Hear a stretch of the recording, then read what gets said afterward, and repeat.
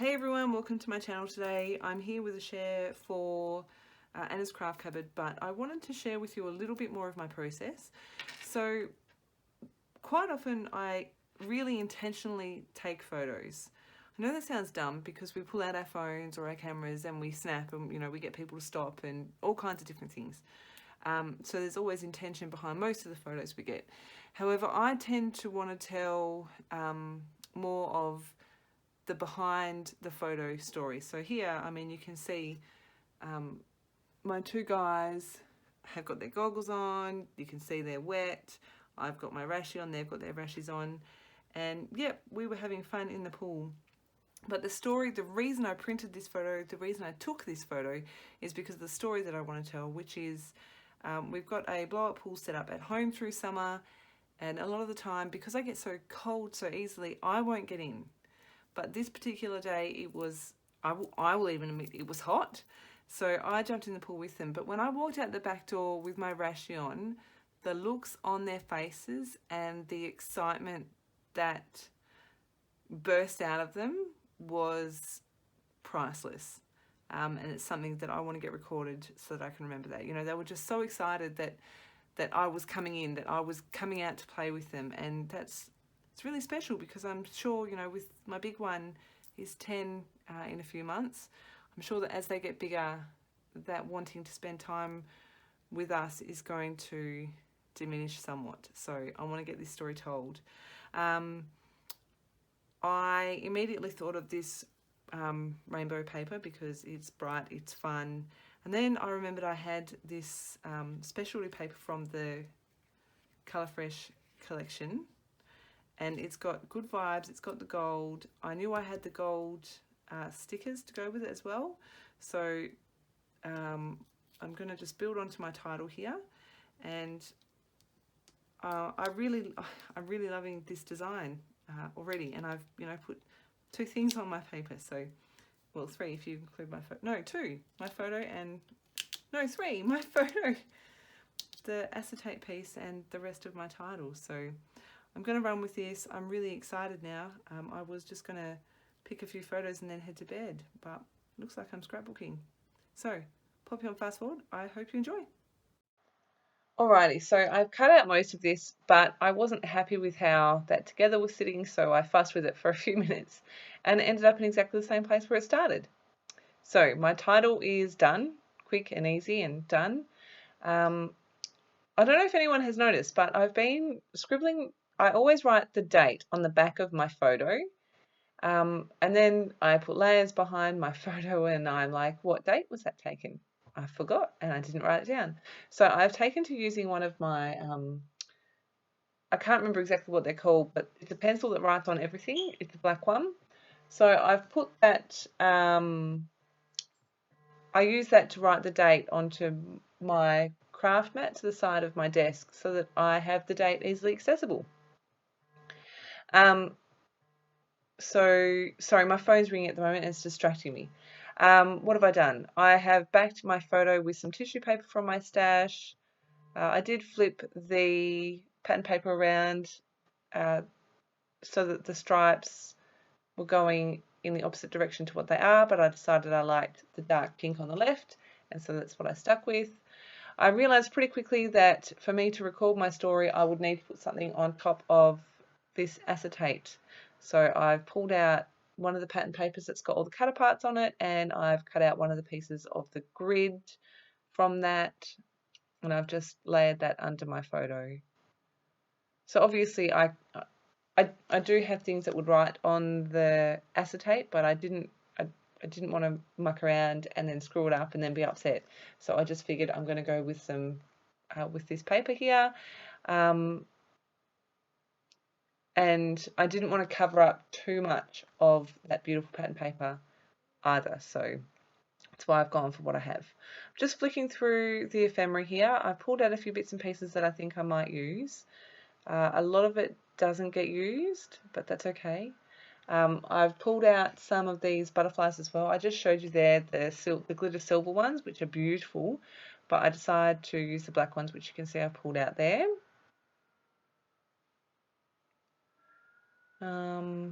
And I'm just going to play with a few bits and pieces. Now, like I said, I didn't want to cover too much up, so I don't add a great deal.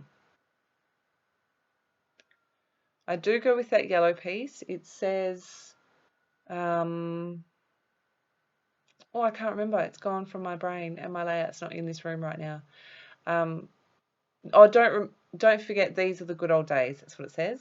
And I thought that went perfectly with the story I wanted to tell. The vellum piece on the left-hand side says, do more of what makes you look less at your phone, something to that effect. But I couldn't find how I could make that work. I have pulled out the few florals from the ephemera pack and I've trimmed off the white border. Now, my children are home. It is school holidays. I have asked them to be quiet, but maybe they don't know what that means. So I'm just layering up my die cuts here in a way that I'm happy with it. And I've got that black and acetate heart there. Okay, try that again. So I've laid up my photos and the heart on the right hand side, and I've pulled out the photo corners again. I decided to use the light blue ones. I did flip through the box to see if there was any yellow, but there weren't. So I've used the light blue. I'm going to use 3 of these acrylic butterflies. I'm sorry for the glare, but with that full sheet of 12 by 12 acetate, it was hard to get it into a place where there wasn't any. So I've left my sticking process in for the most part. I stuck down the butterflies already because that was pretty simple. Some tape on the back and I stuck them down. But here I wanted to show you exactly how I was going to stick this so it wasn't obvious, and it's not rocket science at all. But you can see I'm starting by building all of my cluster off the page, and I'm just sticking all the bits to my photo, and I do apologise if you can hear that. It is the garbage truck day and he's come right now. So you can see I'm just moving those flowers around until I'm happy with them. I don't end up putting that yellow one back on there, but I'm not really sure why. I actually really like it looking back at it, so I may go back and add that in. I keep pulling on that heart because I'm not sure that it's going to stick, but it does stick there, so that's all good. Attaching my photo corners. You can see I can move that whole piece just as one instead of having to fuss with everything.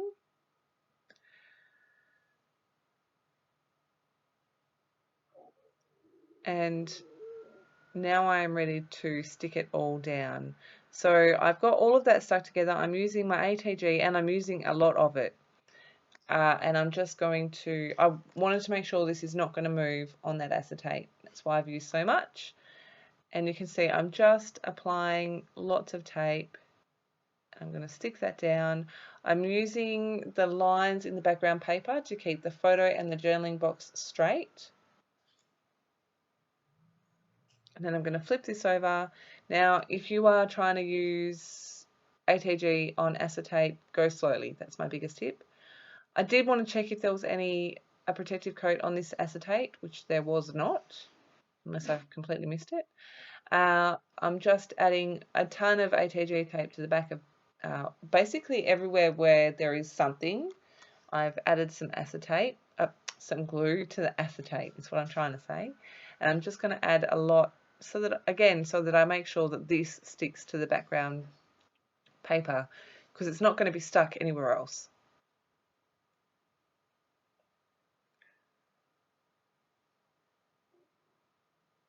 Just lining that up again. I probably should have trimmed the branding strip off before I did this, but it's not a big deal. I'm going to add my journaling, and then I added a tab to the right here with the date. Now I end up using,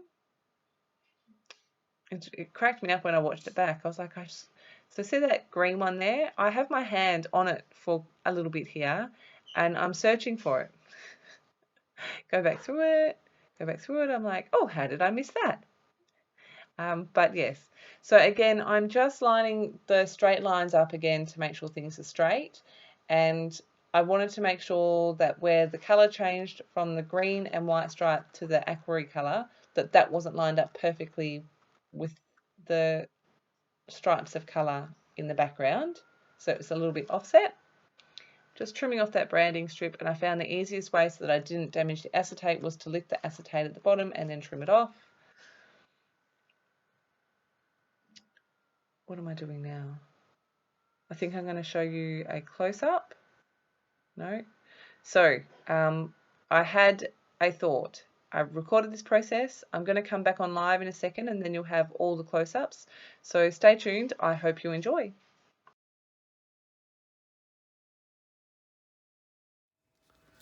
Okay, so the last time I was here, I did some black gesso splatters on some acetate to check if it would dry.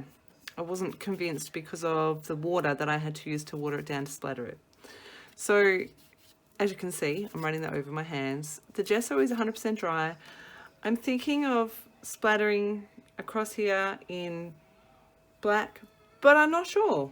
So help me decide. Do I do black splatters or do I not do black splatters? Leave me a comment below and let me know. In the meantime, this is my finished page. I can't believe how quickly this came together. I'm really happy with it. Stories on there, dates on there. It looks pretty, and these butterflies, I love them, love them. So, it's the school holidays and my boys are home. Just thought I'd share in case you can hear them. That is my page for today, and make sure you come back tomorrow for another share. And let me know what you think about the black splatters. Add them or leave them. Thanks for watching.